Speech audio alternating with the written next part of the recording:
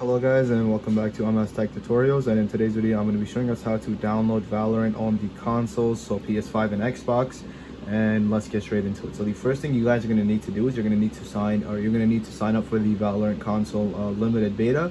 And I made a video on that, so if you guys want to check that out. So basically, once you sign in about maybe less than a week or to 2 weeks max, you'll get code. You'll get like 5 voucher codes, one for yourself, and you can give 4 others to your friends or whatever.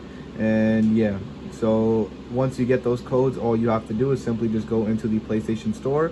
You're gonna go to the top where it says more, and then you're gonna put in redeem code, and then you're gonna put ahead the code inside, and it's gonna give you the option to download Valorant.